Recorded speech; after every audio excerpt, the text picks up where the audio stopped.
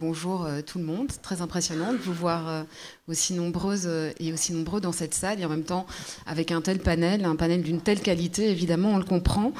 Julie le disait, le thème du festival pionnière et héritière, ou héritière et pionnière, on va voir si ces mots résonnent auprès de vous, Camille Froide-Vaumétry, Lisette Lombé et Rokhaya Diallo. On aura l'occasion d'en discuter, de vous poser la question. Je vais peut-être d'abord vous présenter les unes et les autres pour commencer, avant d'entamer la discussion. Donc Camille Froide-Vaumétry, vous êtes philosophe féministe, vous êtes professeure de sciences politiques et vous dites que vous êtes venue au féminisme par l'expérience du corps enceint et de la maternité.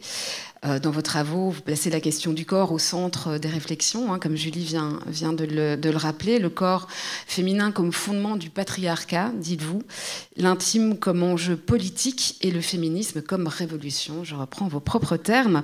Autant de points que vous développez dans vos livres. Un si gros ventre, un corps à soi, pleine et douce. Et le petit dernier, patriarcat, la fin d'un monde, point. Et non pas point d'interrogation, paru tout récemment dans la petite collection Seuil. Rokhaya Diallo, vous êtes journaliste, autrice, réalisatrice, chroniqueuse au Washington Post, toujours, hein? Oui.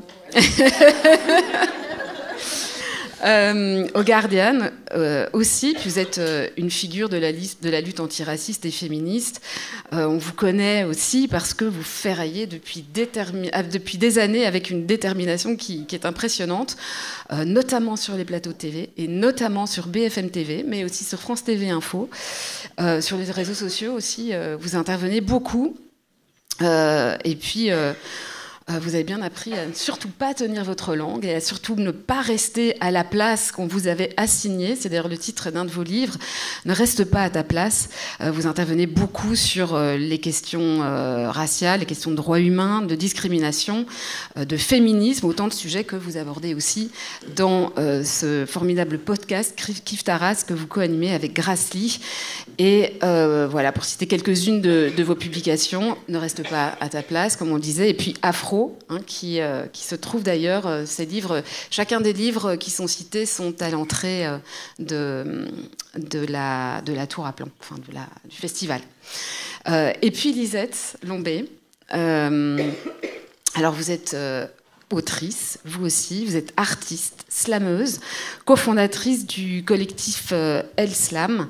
Et vous êtes aussi une pionnière. Alors, Julie le disait tout à l'heure, vous étiez l'une des premières avec Rokhaya à participer au festival au moment de son lancement, ou quasiment, enfin, en tout cas, une des toutes premières. Puis vous êtes aussi pionnière dans le slam. Ou en tout cas parmi les pionnières dans le slam. Peut-être qu'on pourra en parler aussi au cours de cette discussion. Alors dans vos textes, vous explorez aussi la question de la féminité, la question de la maternité, de la violence, la question de la sororité aussi, de la maternité et du corps, bien sûr. Et puis, dans votre dernier roman, ce sont des sujets aussi qu'on retrouve, Eunice. Et puis aussi dans ce spectacle Phénomène, qui maintenant a fait quoi? On peut dire le tour du monde, brûler, danser, ce spectacle, enfin ou quasi quoi. Enfin en tout cas le tour de l'Europe, en tout cas le tour de la Belgique et de la France.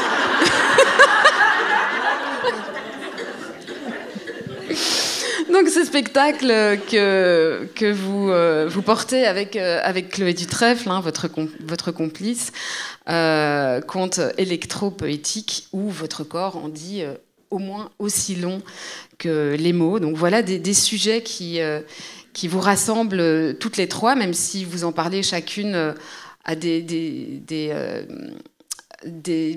territoires, j'allais dire, il y a des endroits différents. En tout cas, vous partagez pas mal de ces thématiques. Et pour citer aussi quelques titres de vos livres, Lisette, il y a notamment ce livre sur le burn-out.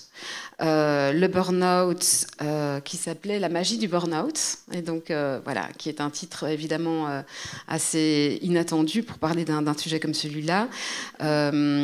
Brûler, brûler, brûler, voilà quelques-uns des livres que vous avez signés. Alors on va commencer après cette peut-être un peu longue présentation.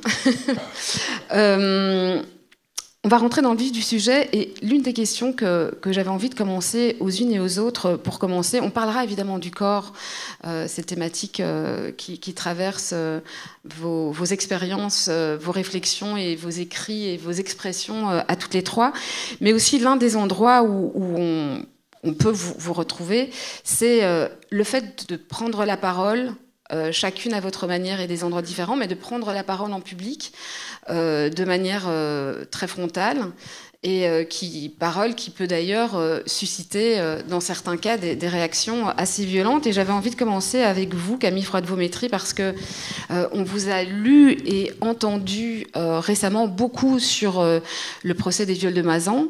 On vous a lu dans les tribunes que vous avez publiées, notamment dans Le Monde ou dans Le Soir.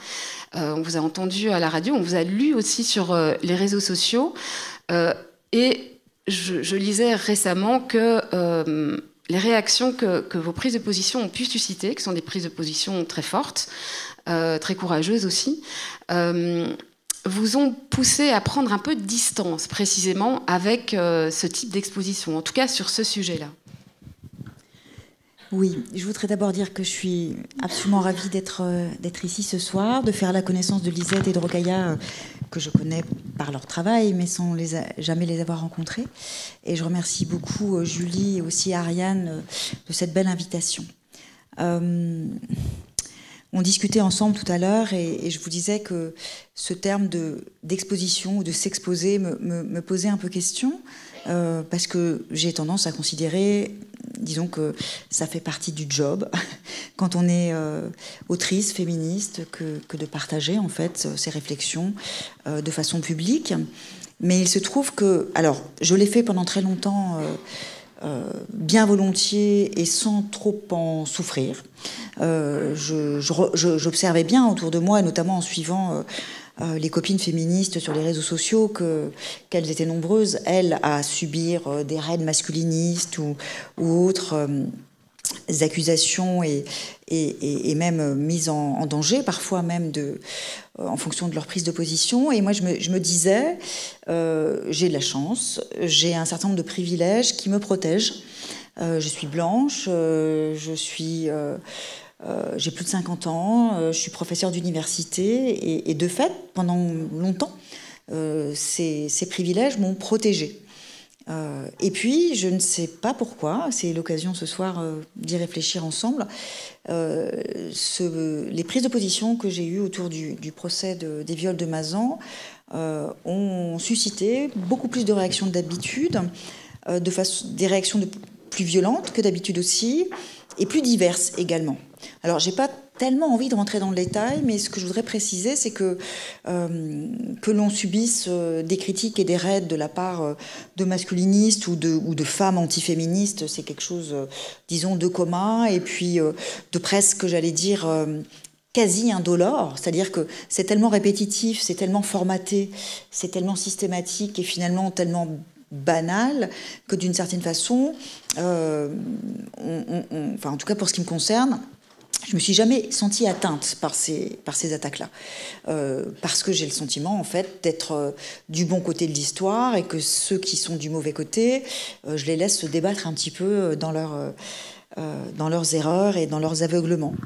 Ce qui m'a paru un peu plus compliqué, c'est d'observer, et au-delà de la question du procès, il me semble que la période est assez significative de ce point de vue-là, c'est d'observer en fait que à l'intérieur même du champ féministe, de plus en plus, il y avait des moments comme ça de crispation, pour ne pas dire d'affrontement et de conflit intra-féministe. Alors ça m'interroge beaucoup parce que une des mécaniques les plus efficaces du système patriarcal, c'est précisément de capitaliser sur la rivalité entre femmes, sur la comparaison entre femmes, sur l'autodévalorisation dont nous sommes capables justement dans ces processus de comparaison. J'ai écrit un petit texte sur ce sujet dans le collectif dirigé par Chloé Delhomme qui s'appelle Sororité.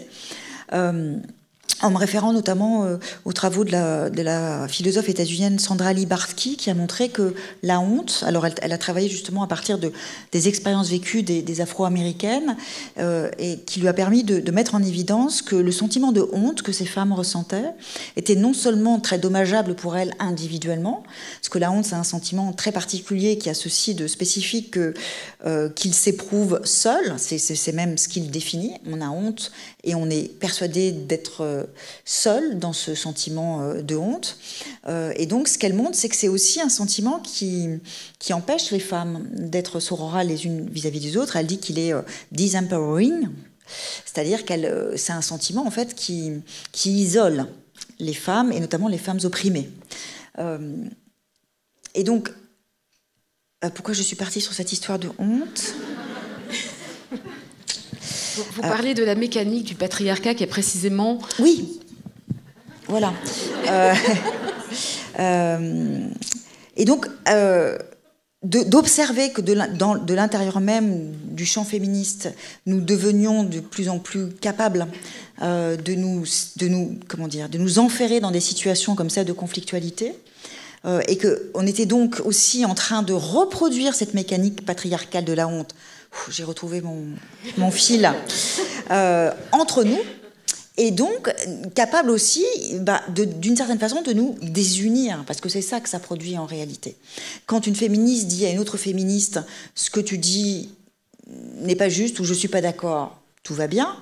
Mais quand elle en fait, en fait le motif d'une culpabilisation, et donc aussi le motif d'une honte qu'on censément à ressentir, là il y a quelque chose qui fonctionne plus du tout et qui est vraiment dévastateur pour le mouvement dans sa globalité.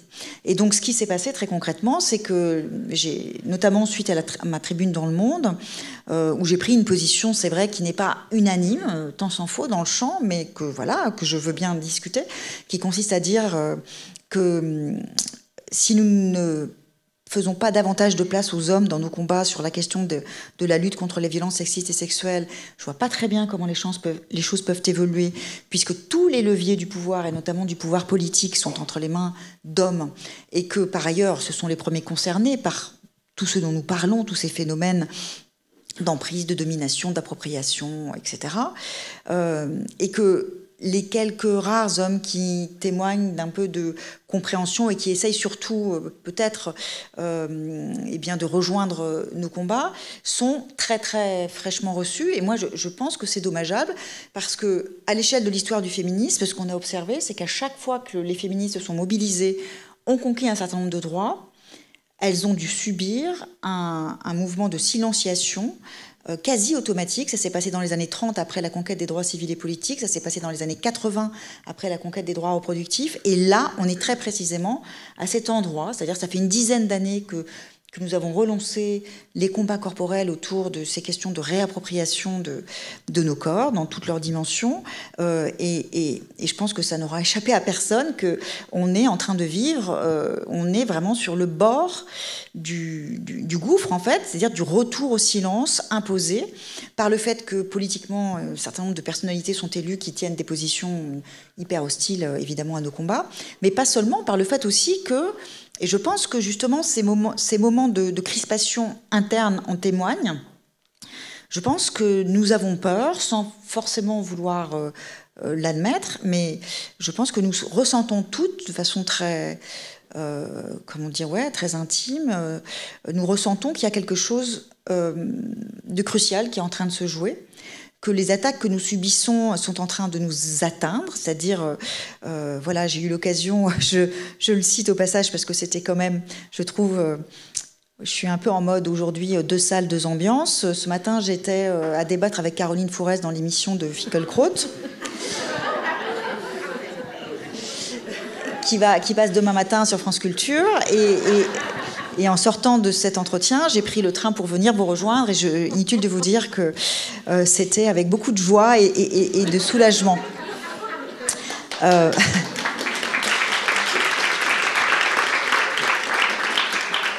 Et au passage, ça aussi, par exemple, enfin, ça fait la deuxième fois que je m'inflige cette épreuve.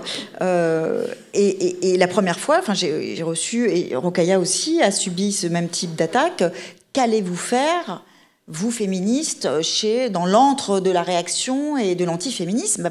On va faire notre boulot, c'est-à-dire qu'on va aller opposer à ces personnes la contradiction et les arguments que personne ne leur oppose quand ils sont chez eux. Et là, en l'occurrence, petite cerise sur le gâteau, comme M. Finkielkraut est un peu âgé et un peu souffrant, manifestement, les émissions s'enregistrent désormais chez lui. Et donc, j'étais vraiment là avec son réalisateur dans sa maison, en face de Caroline Forest. Enfin bref, c'était une petite expérience dont je me souviendrai longtemps. Les coulisses de répliques révélées. Voilà.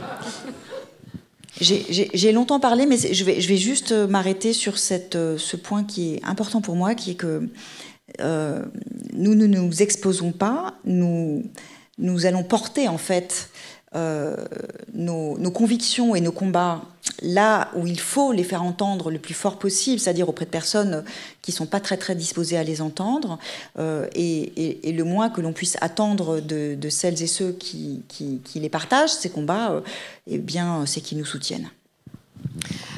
Alors Rokhaya...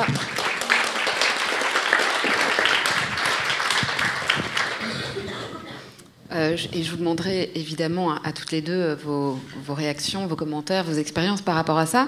Rokhaya, on vous connaît précisément pour ça, alors peut-être que je ne vais pas reprendre le terme d'exposition, enfin vous me direz ce que vous en pensez, mais en tout cas pour aller porter le fer, vraiment, pour aller mettre le couteau là où ça fait mal.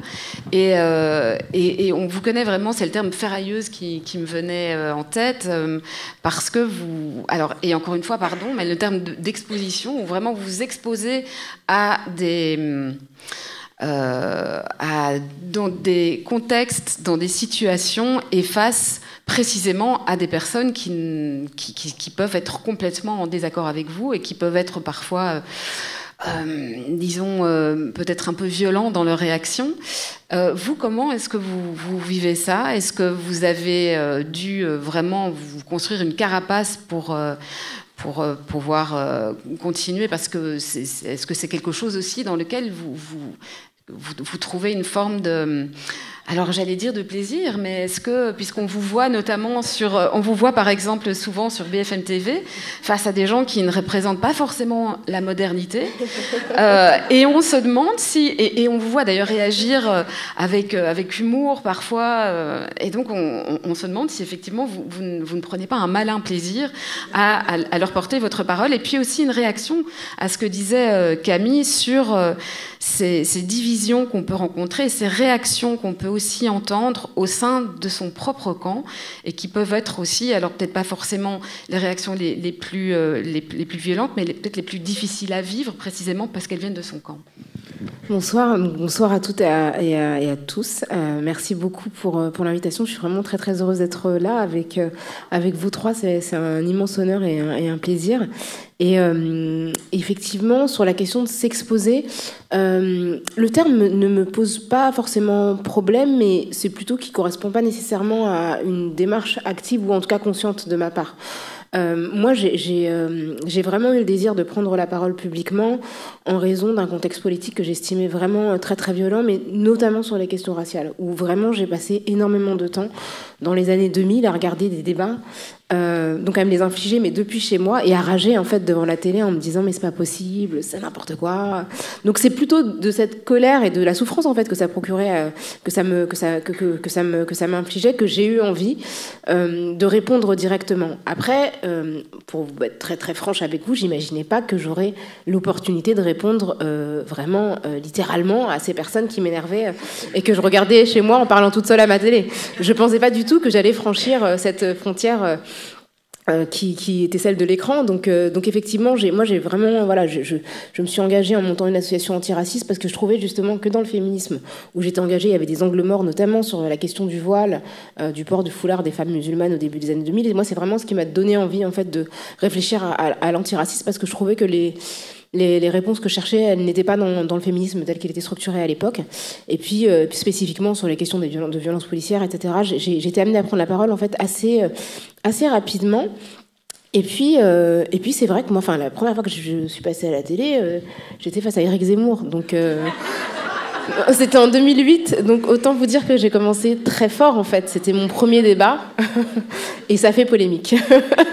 Donc, ma première expérience de la télévision, c'est vraiment un buzz, en fait. C'était l'échange est passé au zapping. Il a dû revenir dans une émission pour expliquer qu'il n'était pas raciste. Et que... ce que tout le monde croit ici, évidemment. Et donc, à partir de là, j'ai eu quelques invitations, enfin, en tout cas, des échanges plus sereins. Et puis, 2 ans plus tard, j'ai eu un autre débat avec Éric Zemmour, qui a eu encore plus de visibilité. Donc là, c'était chez Thierry Ardisson, c'était en 2010. Et là, il a été condamné. Donc c'est là qu'il m'a dit que la plupart des trafiquants étaient noirs et arabes.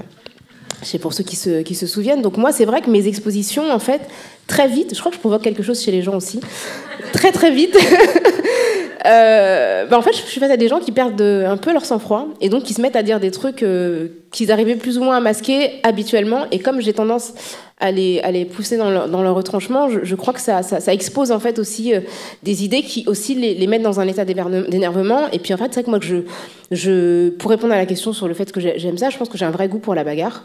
Je pense que c'est quelque chose qui me plaît en fait, mais vraiment, j'aime bien en fait me confronter et un peu essayer de trouver et de gagner en fait, enfin quand c'est possible. Et donc j'aime bien essayer de chercher un petit peu la petite bête dans l'argumentation. Par exemple, enfin c'est un exemple, mais hier j'étais sur BFM puisque maintenant ça fait partie de mes activités professionnelles et on a fait une bonne soirée là. Il y avait Nicolas Dupont-Aignan, je sais pas si vous voyez, donc un homme politique d'extrême droite. Et à un moment donné, il parlait parce qu'en fait ils ont l'habitude de faire des tunnels et de dire n'importe quoi sans que vraiment les gens s'arrêtent sur chaque problème dans leur phrase.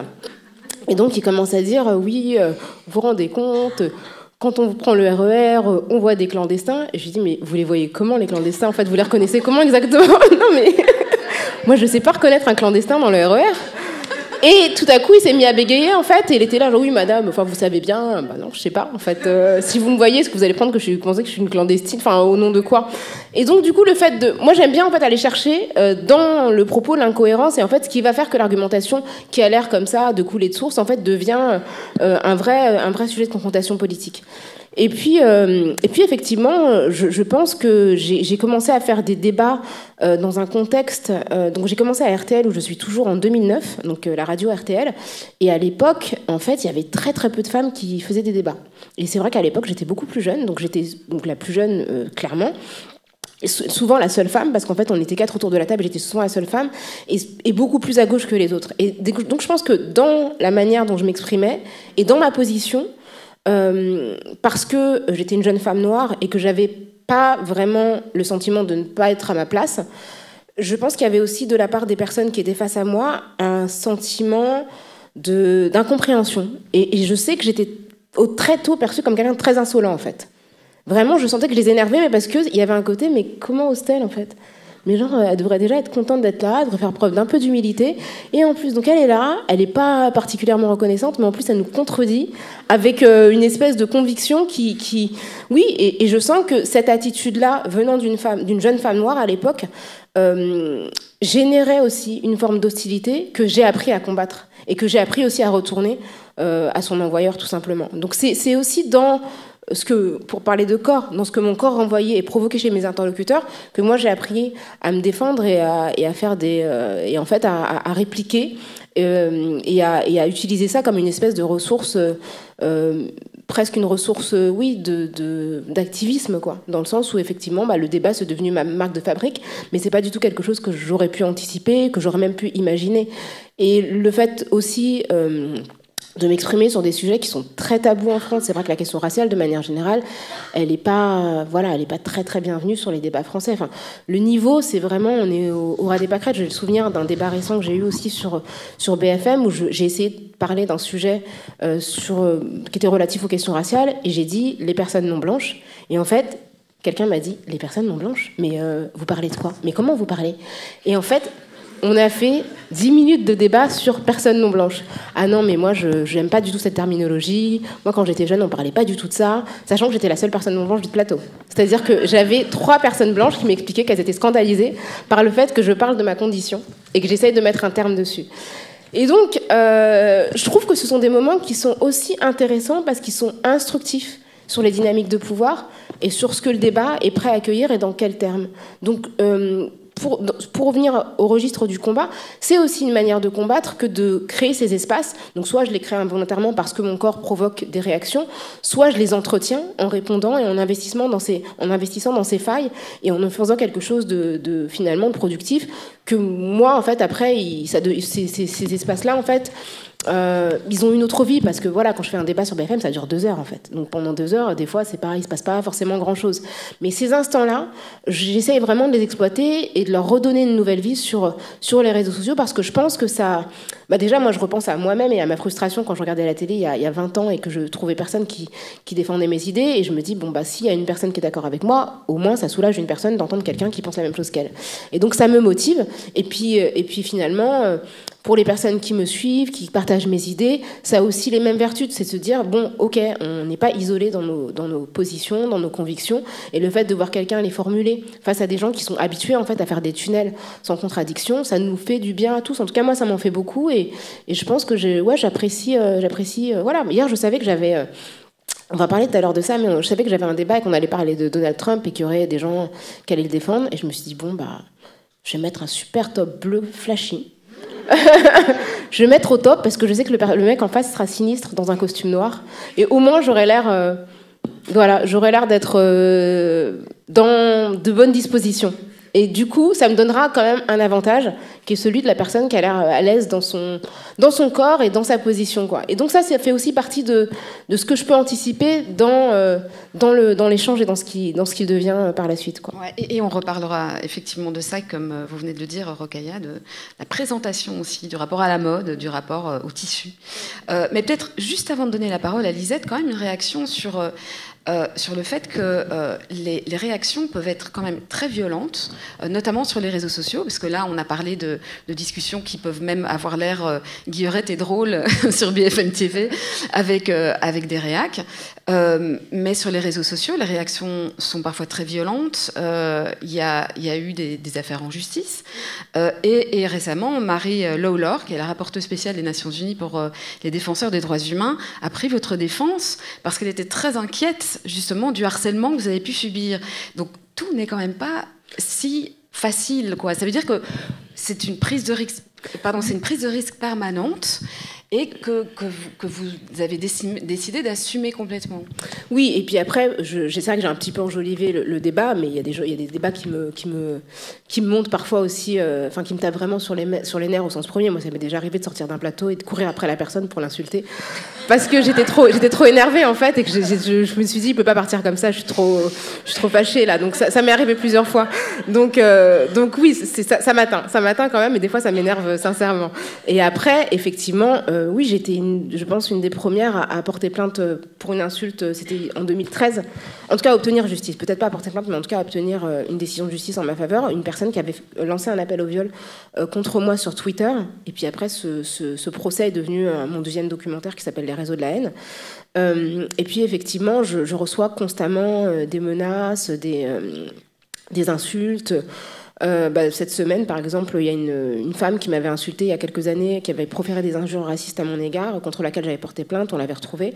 Et en fait, le tribunal a décidé considérer que la procédure était nulle. Clairement, moi, de ce que j'ai vu lors de la première audience et du procureur qui a soulevé des nullités que l'avocat n'avait même pas vues d'en face, je sais pour moi, il voulait pas juger l'affaire. Donc la personne, en fait, finalement, ne sera pas jugée. Donc c'est aussi du temps, c'est de l'argent, c'est de l'investissement, ça coûte énormément. Moi des procès, j'en ai là, dans cette année, c'est mon 3e. Donc je suis des deux côtés, soit je suis accusée, soit je suis prévenue, soit je suis partie civile. Mais c'est coûteux. Et effectivement, il y a Marie Lawlor qui, avec 5 expertes des Nations Unies, ont envoyé un courrier à la France expliquant qu'elle s'inquiétait du sort qui était le mien dans l'espace public français, donc des menaces, des intimidations, du harcèlement, de la surveillance aussi, parce que j'ai été surveillée par le Qatar, j'ai aussi été fichée par les Émirats Arabes Unis, Enfin voilà, donc tout ce qui m'arrive en fait depuis plusieurs années.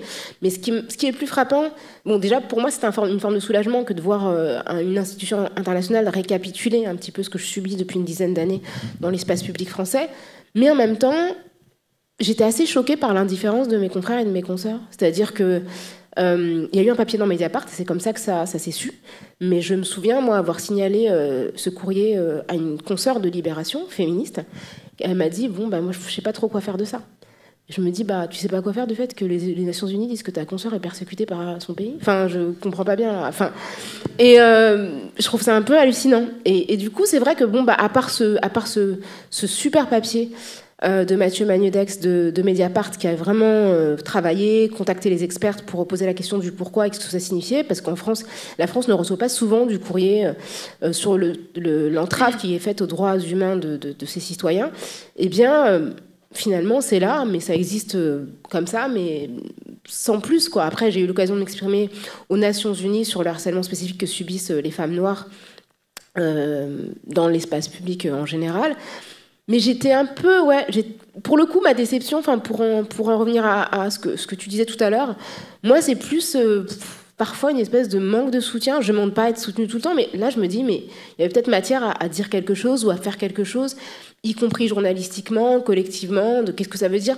Parce que j'ai aussi conscience du fait que j'ai ce privilège-là d'avoir les Nations Unies qui peuvent voir ce qui m'arrive parce que j'ai une grande visibilité. Et donc, mon sort, c'est le sort de plein d'autres femmes qui ont moins de chance que moi. Donc, qu'est-ce qu'on fait de ça, en fait? Qu'est-ce qu'on en fait politiquement? Qu'est-ce qu'on en fait collectivement? Ben, finalement, pas grand-chose, quoi. Moi, ça me permet, en tout cas, de me dire que j'ai pas l'impression de rêver. Enfin, je rêve pas, il se passe bien des choses qui ne devraient pas se produire. Mais c'est pas, enfin, la réaction n'est pas vraiment à la hauteur de... Voilà, la France, après, a réagi, a envoyé un courrier en disant non, on a des lois antiracistes, tout va bien... Il n'y a absolument pas d'entrave à la liberté d'expression voilà. Et c'est vrai que si on considère les choses, je suis très visible et j'ai une parole qui est très présente dans l'espace public français. Donc c'est compliqué pour moi de faire comprendre que ma liberté d'expression est entravée. Mais en réalité, elle est entravée parce que je ne prends jamais la parole sans contradiction. C'est extrêmement rare que vous me voyez dans un média sans qu'il y ait en face de moi une personne qui défend des idées diamétralement opposées. Donc je suis là. Mais on ne va jamais m'inviter dans une matinale pour analyser la situation. J'ai été invitée une fois dans une matinale de radio, enfin 2 fois, pour dire les choses, mais une des 2 fois, c'était l'année dernière sur France Inter, c'était un débat. La première fois que j'ai été invitée, la seule fois, c'était sur France Culture, et la médiatrice de Radio France a dû intervenir en fin de semaine pour expliquer pourquoi j'étais invitée. Donc, c'est pas... Donc, en fait...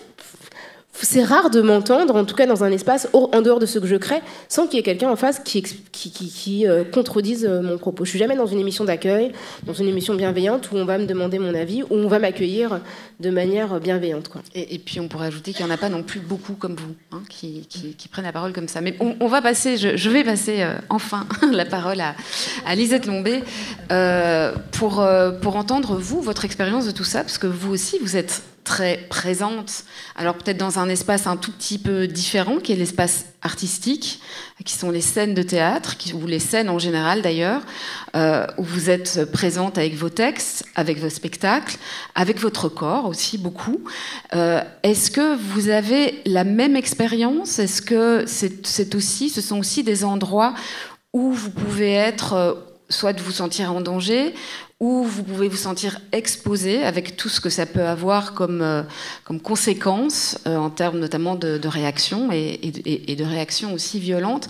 Et peut-être aussi avoir votre réaction par rapport à ce que disait Camille Froide-Vaumétry sur l'origine des réactions et le fait qu'elles sont beaucoup plus difficiles et douloureuses quand elles viennent de son propre camp.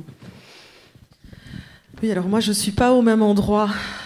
Dieu m'en préserve, parce que j'ai un mauvais sommeil et je suis très poreuse.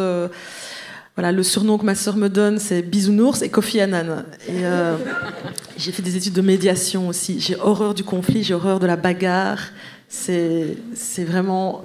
À part dans les textes et la pugnacité du slam, c'est vraiment un espace où je peux me lancer dans la bagarre verbale. Sinon, pour moi, si mes enfants se disputent le matin avant de partir à l'école, c'est une catastrophe. J'ai l'impression que j'ai raté ma vie, quoi.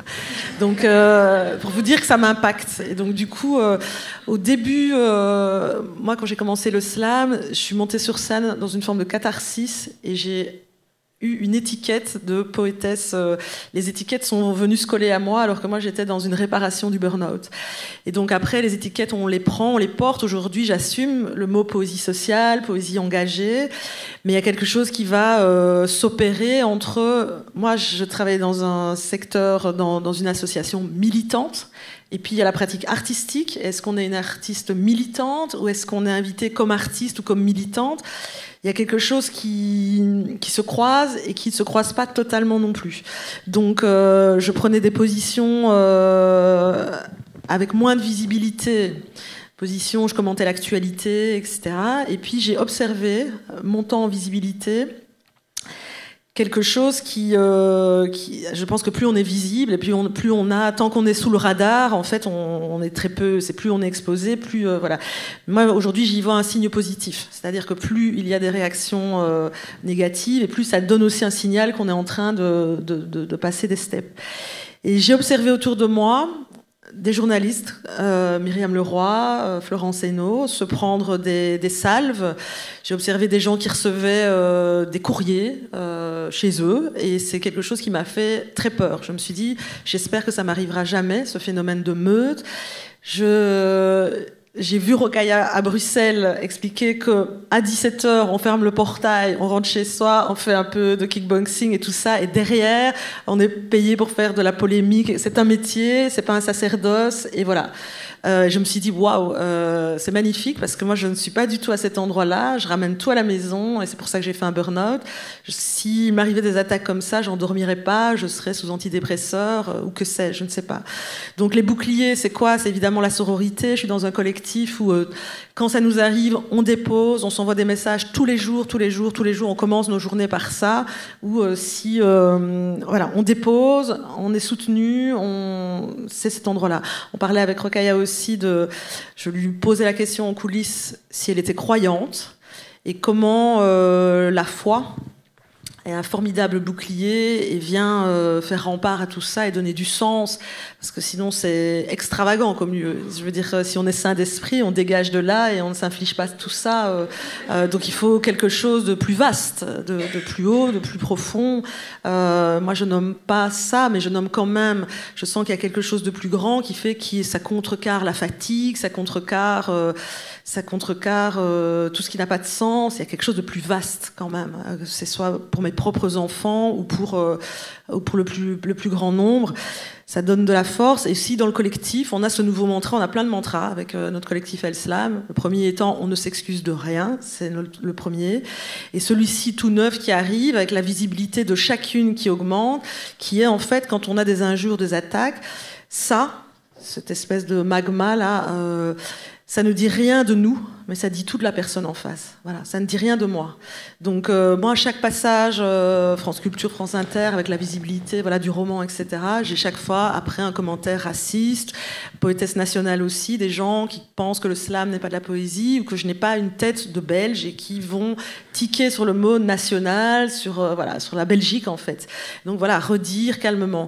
Et donc grâce à ce que toi tu vas nommer la foi, la spiritualité, moi aussi cette force énorme à l'intérieur qui est en train de grandir en fait de manière très paradoxale, qui est en train de grandir, c'est une assise de dingue, c'est pas de la forfanterie, c'est pas un gros coup, etc. Moi, les enfants vous ramènent au sol direct. On peut bosser à l'international, on redevient maman taxi dès qu'on franchit la porte. Donc du coup, c'est un truc très lumineux, très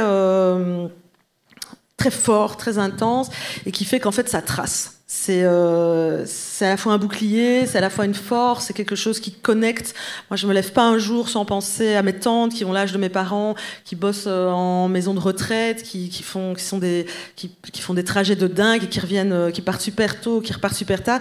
Donc, il n'y a pas de différence pour moi entre le métier artistique, si ce n'est qu'on a une exposition, qu'on a énormément de reconnaissance, plein de choses positives qui nous arrivent, mais ça reste un travail âpre, concurrentiel, et je m'appuie sur ces forces-là, moi, pour faire barrage et protéger voilà, la joie, protéger le sens, cet endroit-là. Mais j'ai été très poreuse tout un temps, donc ça veut dire que j'avais une forme d'effondrement. Donc voilà.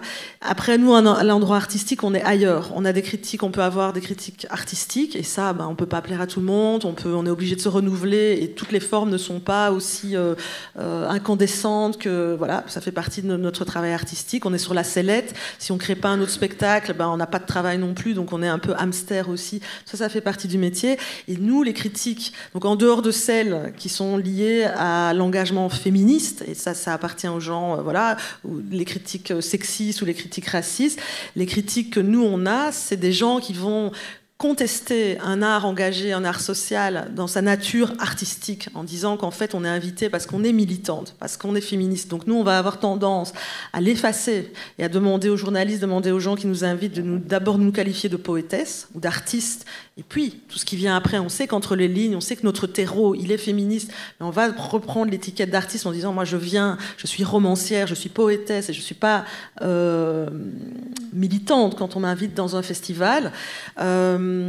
C'est à cet endroit-là, et on n'est pas dans des formes plus agressives d'art, on est quand même en poésie, voilà. Et donc effectivement, pourtant on peut être militante aussi en poésie, mais c'est pas comme ça que moi, quand on m'invite dans un festival, je suis poétesse. Que vous reprenez. Voilà. Et j'invite vraiment mes amis, parce que ce qui est en train de se passer, c'est qu'effectivement, après la vague MeToo, il y a plus de femmes artistes qui sont, il y a des attentions particulières dans les panels, dans les programmations, etc. Mais je veux dire, nous, on va se reprendre dans la gueule dans l'autre sens, qu'on est invité parce qu'on est femme, qu'on est invité parce qu'on est racisé, et la question artistique arrive bien après. Non, on est invité parce qu'on a une écriture qui se tient, parce qu'on a une écriture contemporaine, moderne, incandescente, et on est invité parce qu'on a une qualité littéraire. Donc moi, je milite pour ça en art, qu'on puisse avoir cette étiquette artistique. Et je suis un peu décousue là, mais c'est...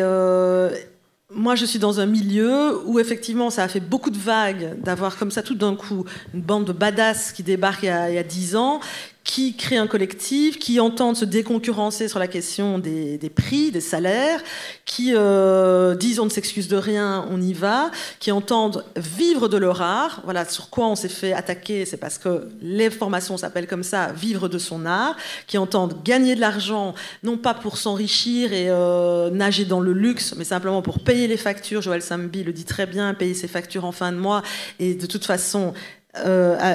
4 personnes dans le collectif, il y a 10 enfants autour de la table, donc ça, nous on chipote pas, on travaille pas gratos, on redit que c'est un métier. Ça a complètement secoué l'endroit de poésie qui est encore très bourgeois. C'est un endroit où on peut pas parler d'argent, donc voilà. Et c'est un métier finalement où je me suis aperçue que tant qu'on pouvait taper sur l'épaule la petite qui débarque, etc., ça allait. Aujourd'hui, qu'est-ce qu'on me colle comme étiquette? Embourgeoisée, diva, machin, etc. Donc, mais ça appartient... Ça ne dit rien de moi, ça dit tout de vous. Voilà. Mais... comment dire excusez-moi, je perds mes mots là dans ce que je voulais dire. Je suis dans un milieu, c'est ça que je voulais dire, finalement assez couard. C'est-à-dire que c'est jamais en frontal. Il y a beaucoup de critiques. Beaucoup de critiques, c'est très rare quand ça apparaît sur les réseaux sociaux, c'est très rare, c'est toujours par la bande. C'est toujours par la bande. Donc on sent une forme d'hostilité, c'est-à-dire dans des gens qui contestent que le slam est de la poésie, qui contestent la qualité artistique, mais je trouve qu'on est à un endroit, et ça c'est notre privilège, c'est-à-dire en collectif. Si quelqu'un se fait agresser, vous allez voir directement, il y a une bande là qui se lâche et qui ont du verbe, et qui ont de la plume pour venir défendre quand il y a injustice. On a de la plume, donc ils savent qu'on sait répondre. Donc non seulement on est entouré, et donc et surtout c'est terminé d'être tapé. Donc c'est-à-dire qu'à un moment donné, quand on arrive, il y a quelque chose qui va basculer, on devient un peu une menace, et là il y a quelque chose qui change. Donc il y a une hostilité, mais qui n'est pas frontale, mais on la sait. On sait qu'elle est là, et voilà. Mais ça ne nous appartient plus. On se motive dans le collectif en disant on n'est plus là.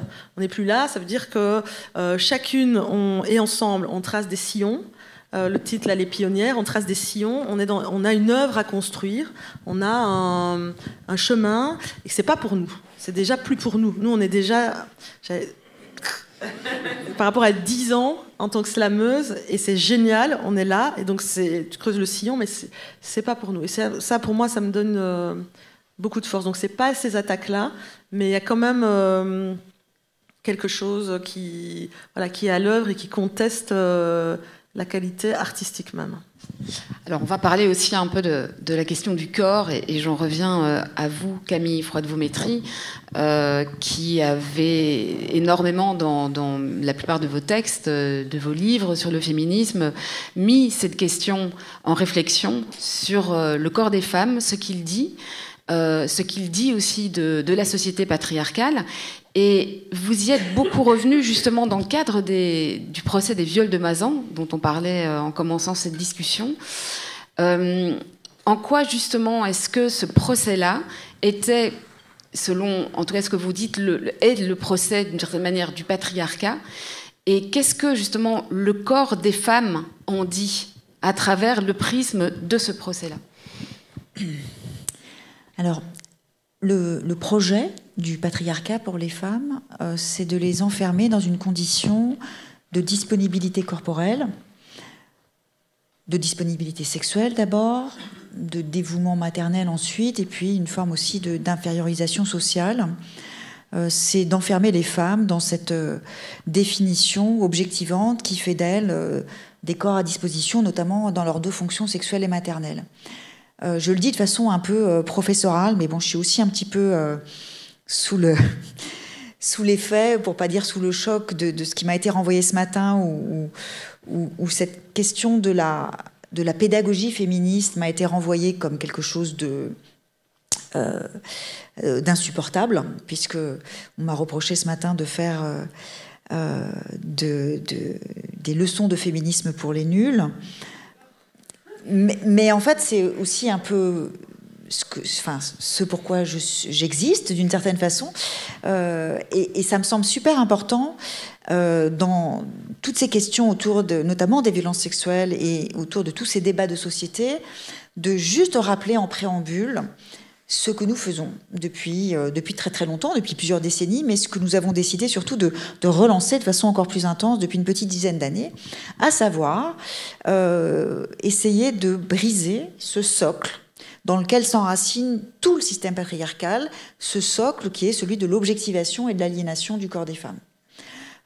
Qui remonte au calende grec, et c'est le cas de le dire, puisque c'est Aristote qui en pose les fondements théoriques, et qui a traversé toute l'histoire jusqu'à nous, par-delà le tournant de la modernité démocratique, par-delà aussi le tournant de la première révolution féministe des années 70, et c'est très exactement ce qui se passe avec MeToo depuis quelques années, c'est-à-dire la mise au jour brutale, choquante, d'un véritable scandale, à savoir que, en dépit de toutes les avancées, de tous les droits conquis, en dépit d'un phénomène qu'il ne s'agit pas de nier, de féminisation du monde social, du monde professionnel, et puis d'une forme, alors là, bien sûr, je ne parle que des sociétés démocratiques, mais en dépit du fait que les femmes sont en train de devenir quand même progressivement à peu près des hommes comme les autres, enfin en tout cas sur le plan des principes, il était resté quelque chose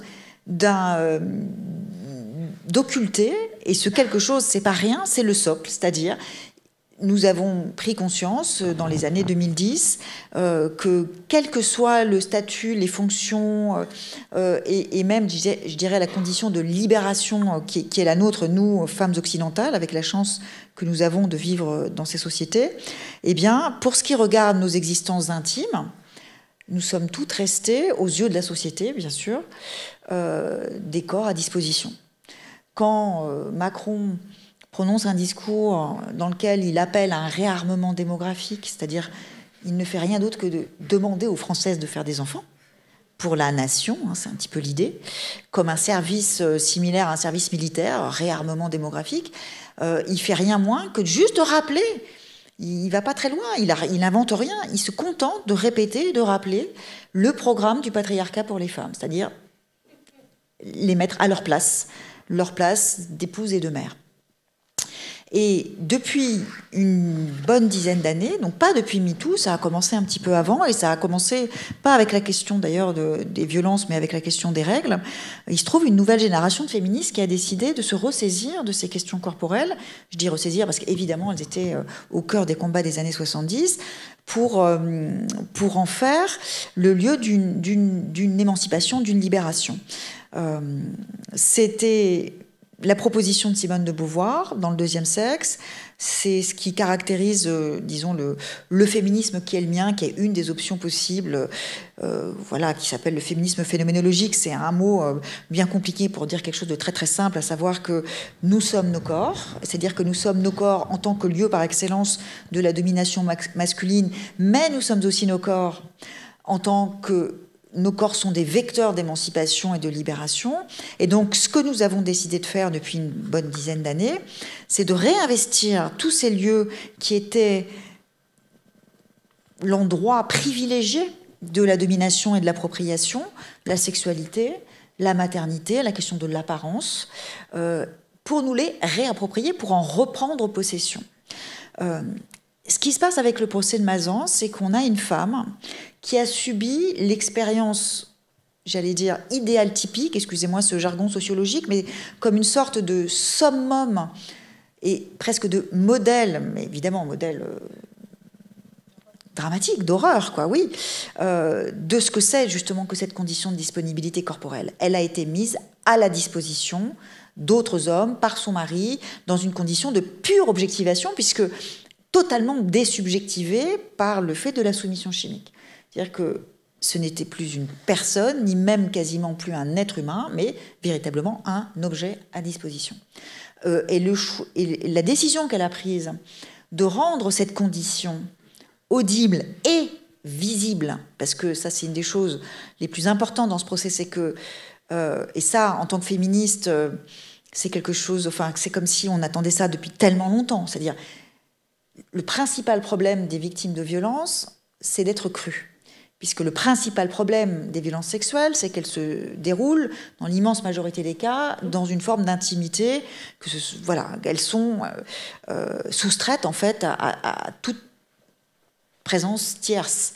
Et donc, pour les femmes victimes, le combat, et ce qui fait c'est si difficile pour elles de porter plainte et de faire entendre ce qu'elles ont subi, c'est qu'elles n'ont aucun élément concret pour attester de ce qu'elles ont subi. Gisèle Pellicot a été filmée d'innombrables fois et a décidé et a insisté pour que ces images témoignant de cette dépossession, désubjectivation, appropriation, exploitation radicale qu'elle a subie soient connues de tous. De telle sorte que personne ne peut mettre en doute ce qu'elle a subi. C'est rarissime. Je veux dire, c'est même une sorte de première fois, mais tellement, comment dire,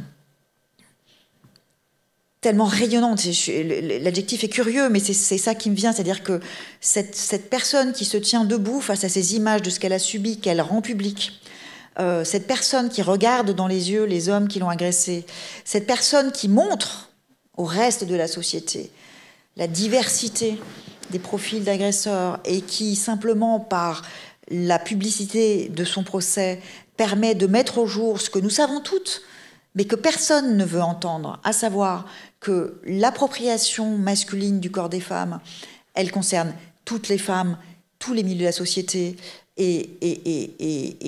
enfin, vous dire, elle nous concerne toutes et elle concerne tous les hommes.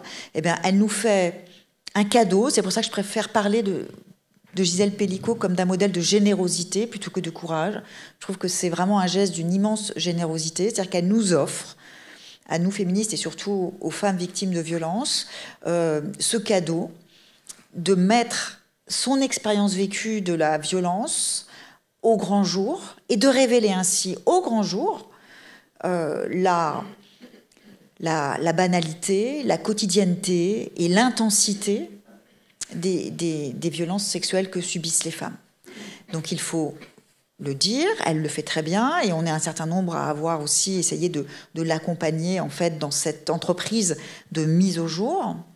mais il faut aller jusqu'au bout. C'est-à-dire que ce ne sont pas seulement les féministes et les femmes qui doivent accepter et comment dire, regarder dans la lumière, parce que finalement, c'est des choses, on les voit dans la lumière, mais c'est des choses que nous savions. En revanche, tous les autres, et notamment les hommes, doivent accepter aussi de regarder ce que l'on met sous leurs yeux dans la lumière. Et donc, c'est pour ça que j'ai écrit cette tribune à propos de cette question de la honte que les hommes doivent, selon moi, tous ressentir en tant qu'hommes. C'est une honte que je définis. Alors d'abord parce que, comme Gisèle Pellicot l'a dit elle-même, la honte doit changer de camp. C'est pas seulement qu'il faut en terminer avec le fait que les victimes se sentent honteuses de ce qu'elles ont subi, parce que tous les mécanismes de la culture du viol, en fait, les enferment dans ce sentiment de honte, mais c'est aussi que la honte doit être partagée comme le sentiment d'une implication. Enfin, avoir honte, c'est se sentir impliqué. Et quand un homme dit qu'il a honte devant ce procès, c'est un premier geste d'implication. Et quand d'autres hommes, parce que là, pour le coup, enfin, cette tribune m'a valu des raids comme j'en avais jamais connu de la part d'hommes me disant « Mais comment ça, honte de quoi? J'ai honte de rien, je me reconnais pas dans ces monstres, ces pervers, ces tarés, ces dégénérés, etc. » Cette résistance très têtue des hommes à accepter cette idée pourtant tellement simple, qu'en fait, nous vivons dans des sociétés qui sont structurellement organisées et enracinées dans l'a priori d'une forme de supériorité masculine, donc de domination et donc d'autorisation à l'appropriation des corps. Ça, c'est quelque chose qu'il faut... Enfin, vraiment, il ne faut pas perdre cette occasion que nous sommes en train de vivre, de faire entendre ça. Et ça passe donc par des propos qui suscitent beaucoup de réactions et beaucoup de violence en retour. Mais j'observe aussi, et je m'en réjouis, et j'espère que ça se passe aussi un peu en Belgique. Vous me direz quelles sont les résonances de ce procès ici. Mais je vois de plus en plus d'hommes qui commencent, tout simplement de s'exprimer. Il y a un très beau texte d'un sociologue qui s'appelle Florian Verreus qui est paru dans Le Monde hier pour évoquer cette nécessité de l'éducation des hommes et cet effort qu'ils doivent faire pour comprendre de quoi nous parlons. Et moi, je ne dis rien d'autre que ça, c'est-à-dire qu'en tant que femme féministe, je dis aux hommes, faites ce premier effort d'éducation, faites cet effort de comprendre de quoi nous parlons quand nous parlons d'emprise, quand nous parlons d'appropriation, quand nous parlons d'état de sidération, quand nous parlons... qu'est-ce qu'il y a encore ? Enfin, toute cette terminologie, culture du viol, etc. Ce sont des notions qui ont été conséquemment théorisées et qui nous permettent aussi de mettre les mots justes sur ce que les femmes vivent. Et donc, c'est la moindre des choses, me semble-t-il, que des personnes qui doivent se sentir donc honteuses, c'est-à-dire en fait impliquées dans cette question globale, systémique des violences sexuelles, fassent cet effort de se saisir de ce procès qui a une telle résonance pour accepter en fait cette posture tout à fait commune, enfin revenir en fait à cette chose très très simple qui est d'accepter de s'éduquer. Rokhaya, une réaction par rapport à ça, par rapport à tout ça? Oui, il y a énormément de choses. Hein, merci, c'est vraiment passionnant de vous entendre l'une et l'autre vous exprimer à la fois sur vos expériences et sur vos analyses de la situation actuelle. C'était intéressant tout à l'heure, Camille, que tu évoques Emmanuel Macron et son projet de réarmement démographique, parce que on voit que même dans son discours, en fait, il y a une fracture et une ligne raciale, dans le sens où Emmanuel Macron, c'est la même personne qui, quelques semaines avant de demander aux Françaises de s'emparer de leur corps pour servir le projet national, avait voté une loi immigration. Donc, c'est-à-dire qu'il nous explique dans le même mouvement qu'on a besoin de plus de personnes en France, mais ces personnes-là doivent être issues de corps français. Elles ne peuvent pas venir de l'extérieur. Emmanuel Macron, c'est la même personne qui, lorsqu'il est allé en Afrique, à plusieurs reprises, a dit que les femmes africaines avaient trop d'enfants et que c'était la raison de la misère en Afrique. Donc, c'est intéressant aussi de voir quel corps ont le droit de se reproduire. Et à quelle fin? C'est le même Emmanuel Macron qui a promu un plan anti-émeute après la mort de Naël Merzouk, qui a été tué par des policiers, un jeune homme d'origine, enfin français, d'origine nord-africaine, qui a été tué à bout portant par un policier. Et donc ce plan anti-émeute, c'est quasiment un plan de rééducation des parents, en fait. Les mauvais parents qui ont une descendance dangereuse et qu'il faut rééduquer parce que leurs enfants ne sont pas dans les canons justement de ce projet national. Donc voilà, encore une fois, quels corps ont le droit de faire quoi? Et s'ils se mettent au service de la France, ces corps-là, c'est plutôt pour être des nounous, des personnes, des aides, des assistantes, des auxiliaires de vie, par exemple, qui vont s'occuper des personnes les plus âgées ou qui vont s'occuper des bébés. Mais leurs propres enfants, en fait, sont considérés comme problématiques et sont considérés comme des corps à éliminer. En tout cas, quand on les élimine, comme Naël Merzouk, eh bien, c'est pas le sujet que ça devrait être. Et quand c'est pas le cas, en fait, ils sont sous surveillance permanente et soumis à des contrôles policiers. Donc c'est super intéressant. Et effectivement, sur le corps, en tout cas, mon expérience personnelle de ma présence physique dans l'espace médiatique, c'est aussi celle de l'identification. C'est-à-dire que moi, la première fois que j'ai fait une chronique à la télévision, j'ai reçu un message extrêmement bienveillant, extrêmement positif d'une personne qui me disait que c'était la première fois qu'elle voyait à la télévision une femme noire à la peau foncée, avec les cheveux crépus, qui parlait d'un sujet sérieux, en ayant un nom africain aussi, qui parlait d'un sujet sérieux, en fait, qui n'était pas venu pour faire le clown, en fait. Et y a pas, et je dis pas ça en voulant disqualifier les artistes qui font de l'humour, etc., mais le fait de ne pas venir divertir, en fait, quand on est une personne qui est considérée comme, en tout cas, appartenant à un groupe un petit peu comme ça, secondaire ou marginal, je ne m'étais pas posé la question, en fait, quand j'ai fait cette première chronique, mais je me suis rendu compte qu'en fait, ma présence,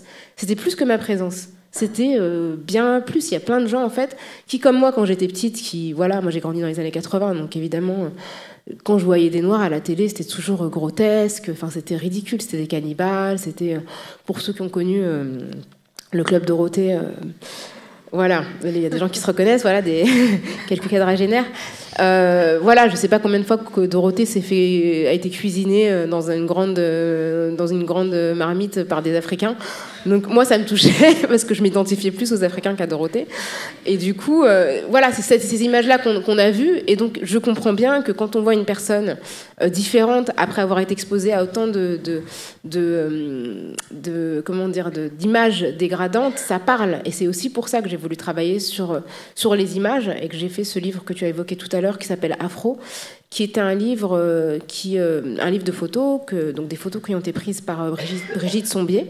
L'idée, c'était vraiment de photographier, donc on a photographié 140 personnes, elle a photographié 140 personnes que j'ai interviewées, qui sont originaires d'Afrique, donc au sens large, y compris l'Afrique du Nord, mais qui sont issues des diasporas, en fait, du continent africain, et qui font le choix de porter des cheveux crépus dans un contexte, en fait, où tout nous enjoint à les lisser et à les cacher.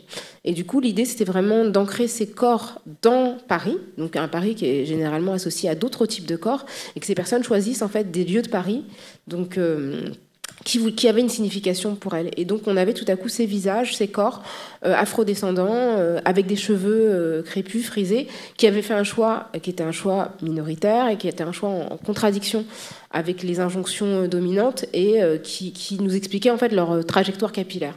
Et ça a d'autant plus de sens que récemment en France, il y a une proposition de loi qui a été portée par un député sur la discrimination capillaire en parlant justement de la stigmatisation en fait du port de ce type de cheveux, mais c'est extrêmement important, c'est-à-dire que la manière dont on considère, dont on décide de se présenter a une résonance et une signification au-delà de nous-mêmes. C'est-à-dire que c'est à la fois un choix individuel, mais c'est aussi un choix politique, et puis c'est le choix de rendre valides des apparences physiques qui sont considérées comme n'étant pas dignes en fait d'apparaître dans ces espaces. Donc oui, c'est hyper intéressant de vous entendre à ce sujet, quoi. Et puis effectivement, j'entends ce que tu dis par rapport à la qualification de militante.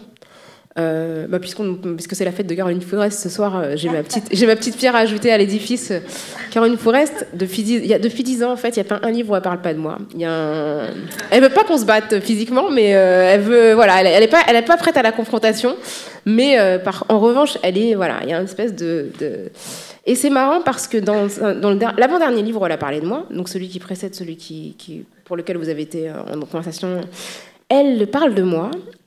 Et elle me décrit comme une activiste bien connue, mannequin bijoux.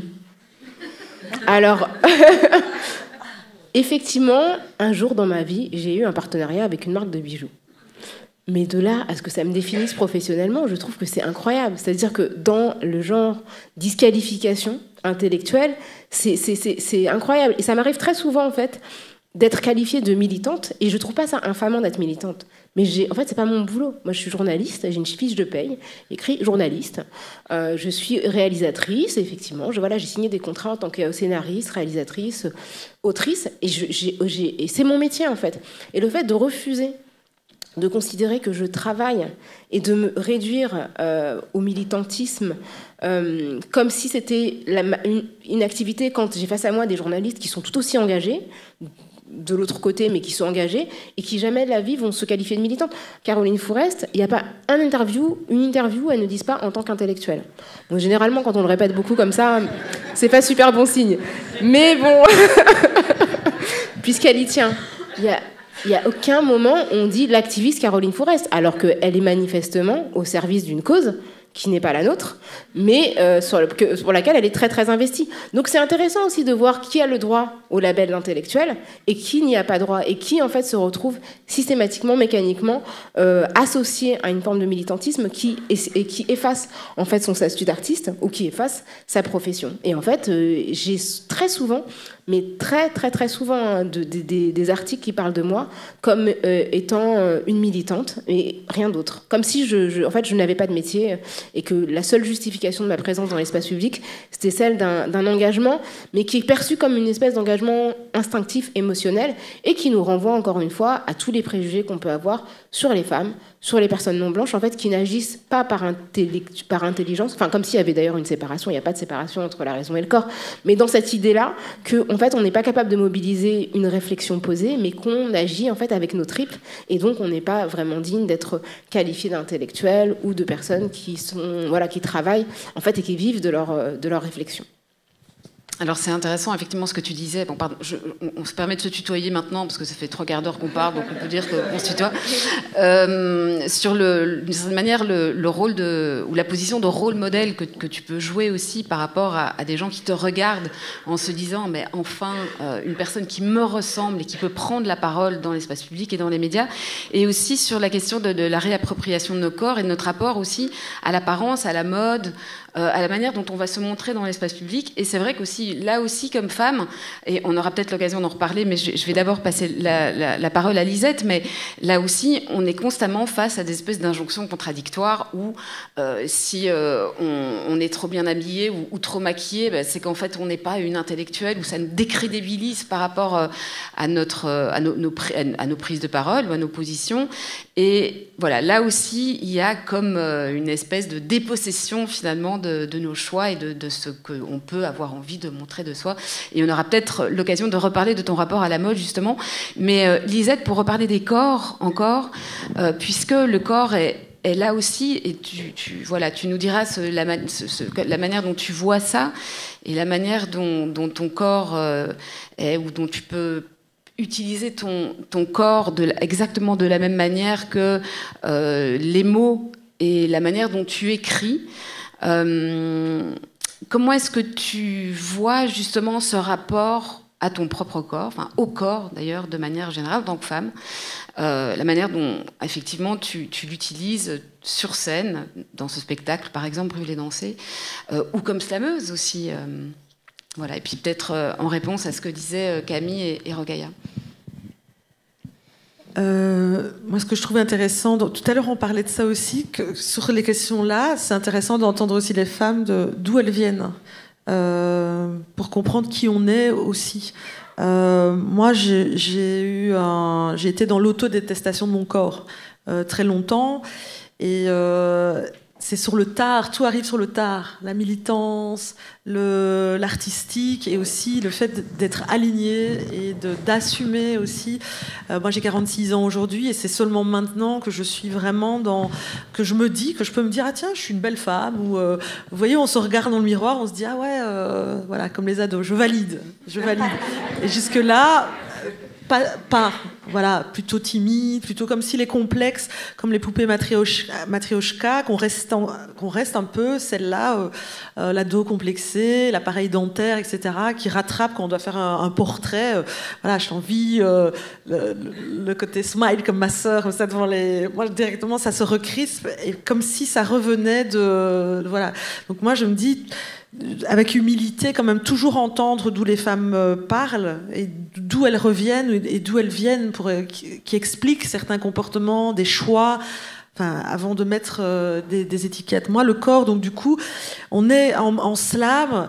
Alors, si vous me voyez il y a 10 ans, c'est accroché au micro. Voilà, j'ai des programmateurs d'il y a 10 ans, c'est accroché au micro, mais quand même avec l'authenticité du cœur. Donc, en fait, on entend la voix, on entend le propos. Et nous, aujourd'hui, on fait des formations en disant, on s'en fout qu'on soit comme ça accroché. C'est pas ça qui compte. Voilà. Mais après, ce qui est beau, c'est que de manière collective, grâce à ce collectif, comme on a travaillé la légitimité de manière collective, il y a quelque chose qui se déploie, plus l'âge qui arrive, donc il y a quelque chose, les ventres sortent, la transpiration, postillonner.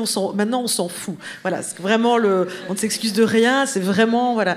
Mais aussi, on est dans une poésie orale qui quelque part nous donne.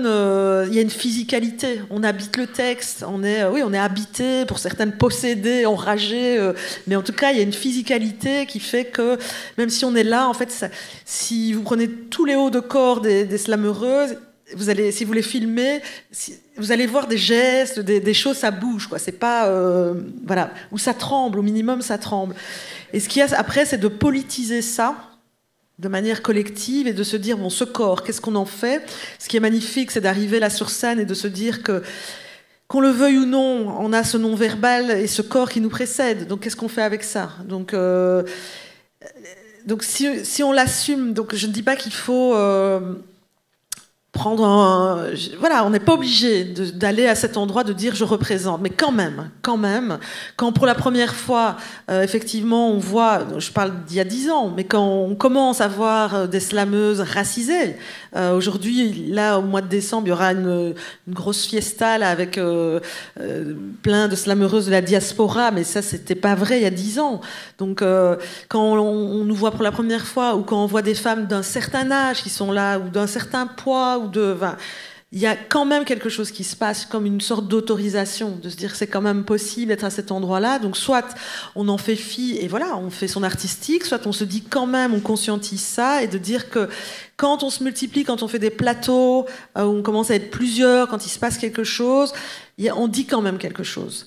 Moi, j'ai ma collègue Chloé Dutrève, sur ma fiche Wikipédia, il était marqué belgo-congolaise. Et cette double nationalité n'existe pas, je ne l'ai pas. Et donc, et elle me dit, je vais l'enlever, on va essayer de l'enlever, pour que les gens s'habituent qu'en fait, on peut dire belge, et que c'est aussi cette couleur-là. Quand on invite une belge, voilà. Et après, on peut parler de l'origine, etc.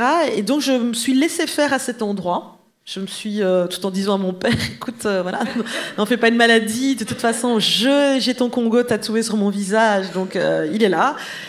Mais effectivement, que les gens s'habituent, que quand on dit elle est belge, ben oui, c'est cette tête-là aussi une belge, voilà. Et aujourd'hui, c'est plus moi sur scène, normalement on est là derrière son micro bien droite, le fait d'aller au sol, le fait d'accepter de faire une transe où on a une tête pas possible, nous on appelle ça dans notre coaching la sale gueule, donc on ne sait plus vous prendre en photo avec une tête qui minaude, ma sœur elle dit on n'est pas là pour séduire, c'est une forme de pugnacité, et c'est de dire on accepte tout, on sort le ventre, on monte les cuisses, comme les cabarettistes, voilà, il y a à éduquer un certain regard, mais nous vraiment moi ça m'a complètement libérée. C'est vraiment une prise de poids de dingue pendant le confinement où je foutais plus rien, j'étais dans un couple sous emprise, j'étais complètement out au niveau du corps. Et je me suis dit, il faut remonter sur scène comme ça. Et le fait de dire, on y va comme ça. Et le personnage qu'on crée qui est en train de dire, cesse de rentrer ton ventre, remontada, hein, remonte, cesse de rentrer ton ventre. C'est comme remontada, on monte le ventre. Et c'est beau cet endroit en fait de s'en foutre. Moi, je ne savais pas faire ça. Et maintenant, je sais faire ça, c'est-à-dire de m'en foutre. Et je sais qu'en faisant ça sur scène, il y a quelque chose, un message qui passe par le corps. Ce n'est pas dans ce qui est dit, c'est entre les lignes et c'est surtout dans le corps, de se dire qu'on peut être là allant vers sa cinquantaine, ayant des enfants, étant très calme chez moi, très calme, etc. Mais se dire qu'il y a une forme de folie, de badasserie, d'autorisation. C'est une autorisation en fait. C'est pas tellement une injonction, une représentativité, c'est pas tellement un modèle, mais c'est plutôt une autorisation que c'est aussi possible, ça, d'être dans la malice, d'être dans l'espièglerie, d'être dans un truc déjanté, la belgitude, vraiment là, et que c'est ça, en fait, cette espèce de... Voilà, c'est cet endroit-là. Et puis quand vous alignez toutes ces corporalités, toutes ces physicalités-là dans des poésies très différentes, intime, sociétale, prose, rime, enfin très différentes. Quand on commence là à s'aligner au plateau ou à se succéder sur le plateau, là ça commence à dire encore autre chose. Ça c'est la force de la meute, du groupe, de la sororité, de la delphité. Et quand on commence à faire nombre, là ça commence à poser la question vraiment de la force, quoi. Moi je suis en atelier là pour le moment, réseau wallon de lutte contre la pauvreté ou article 27, on fait des exercices de coaching collectif où les personnes doivent mettre les mains comme ça, il y a comme une chorale, toutes les participantes sont derrière et on doit d'abord dire devant je ne suis pas seule. Les mains sont posées vers l'arrière, on doit sentir la présence du groupe derrière, puis toute la chorale derrière, qui est invitée à être une chorale déjantée, on doit faire un geste un peu extraverti, dit non, tu n'es pas seule. Et on doit monter en escalier, je ne suis pas seule, non, tu n'es pas seule, il y a un truc vraiment par l'arrière, la force, pour rappeler que le je que je viens de dire là, en fait, il y a un grand nous derrière. Donc on monte en sans pouvoir comme ça. Et ce qui était magnifique, c'est qu'à Lilo, là, chez les femmes Circé, il y a une participante d'origine tunisienne qui fait l'exercice, tu n'es pas seule, ok, tu n'es pas seule. Puis elle m'a regardée après, elle m'a dit, Lisette, mais tu sais, moi en fait, j'ai pas besoin de l'exercice. Parce que justement, avec la question de Dieu, je suis jamais seule, en fait. Et donc elle m'a un peu... Donc c'est juste magnifique les ateliers, c'est parce que ça... On se construit, déconstruit ensemble. Eh bien, merci beaucoup, Lisette, pour ce très beau témoignage, très puissant. J'avais envie de te demander, rapidement, Camille, une courte réaction par rapport à ça, parce que c'est beaucoup de choses très intéressantes, justement, sur le corps, sur une forme d'émancipation, puis de libération. Oui, merci de me proposer de réagir, parce qu'en fait, en vous écoutant toutes les deux, là, successivement, ce que j'ai beaucoup entendu, c'est la question du ventre. Et cette question du ventre des femmes, qui est donc, une fois encore, l'origine de tous nos mots, si je puis dire, mais qui est aussi désormais le lieu d'une libération. Et cette façon que tu avais, Lisette, de dire montre ton ventre. Enfin, voilà. Dans le mouvement body positive et puis toute cette tendance assez joyeuse finalement, où sur les réseaux sociaux, les jeunes filles d'aujourd'hui investissent telle ou telle micro-partie de leur corps pour les montrer comme elles sont et essayer de libérer les jeunes femmes du carcan des dictates esthétiques. Il y a une zone qui résiste et cette zone, c'est le ventre. C'est-à-dire que, je ne sais pas si vous aurez observé, avoir des grosses cuisses, des grosses fesses, des gros seins, ça pose plus de soucis, ça se voit, c'est même valorisé. Bon.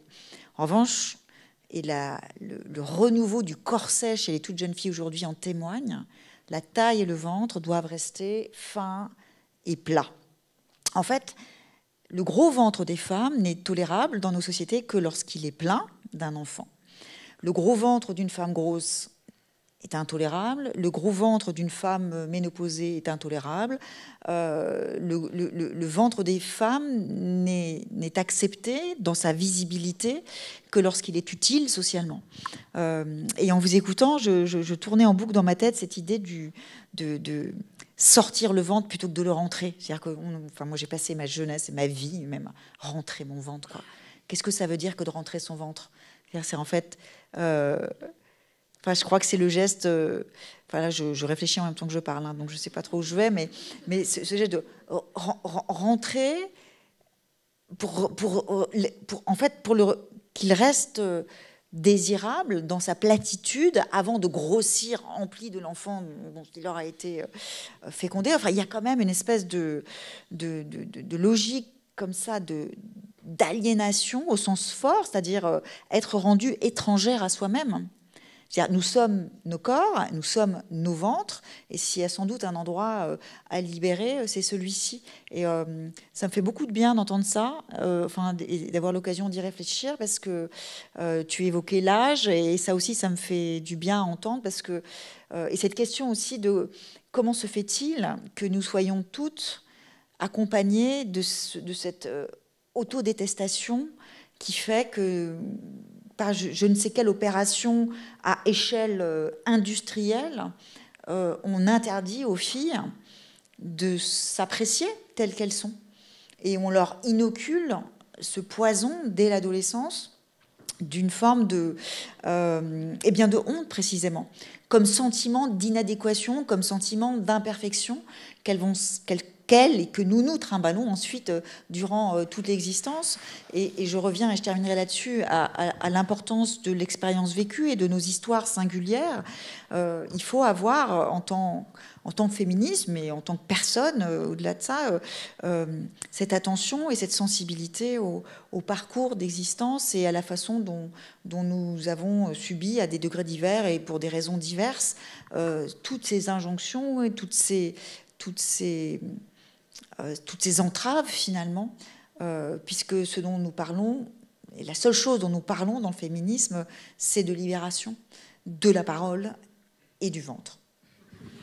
Je peux juste ajouter un tout petit truc sur le ventre. Moi, je me dis, de là où je suis maintenant, comme exactement on a la même responsabilité de redire, parce que comme on est artistiquement ailleurs, on redit, oui, on est artistiquement ailleurs, mais on est toutes diplômées. Donc, on a une responsabilité de redire aussi le parcours de réussite. Tu vois, on discute beaucoup de ça avec d'autres poétesses. Et sur le ventre, par exemple, donc il faut que je continue la démonstration en disant, sur scène, avec de la musique de Chloé Dutrèfle et en transe, je monte mes cuisses, je monte mon ventre. Maintenant, chez moi, dans mon intimité, si je me mets par exemple dans une première rencontre, première fois que je me refous à poil au lit, etc., je vais rentrer mon ventre.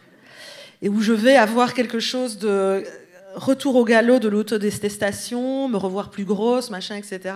Et donc du coup, il me faut en face un regard qui me regarde mieux que moi je me regarde pour redésamorcer le truc et de me dire ok, c'est reparti, je ressors le ventre. Et c'est comme s'il y avait encore un dernier aller-retour comme ça et de me dire bon, alors qu'on n'arrête pas de nous dire qu'on doit s'aimer soi-même, on doit machin, etc. Oui, et je vais le dire même en militance, etc. Or que là, je me retrouve dans une relation où je me dis mais aide-moi à me réaimer. J'ai besoin quand même de ce regard-là, hyper bienveillant ou amoureux ou très amical pour que le pantalon déborde tranquille, quoi. Et donc je me dis, quand on a des visibilités dans nos paroles, de retrouver aussi un endroit de... C'est beau parce qu'on discute à trois, de retrouver un endroit de complexité, de dire c'est à la fois ça et en même temps, dans notre intime, on peut être aussi loin de qui on est en parole publique ou en personne publique, très comme ça, dans une force, et puis hop, on revient... Ouais, toute la difficulté de porter des discours et puis après de les vivre et de se les appliquer en toutes circonstances, mais tout est un processus, on le sent bien.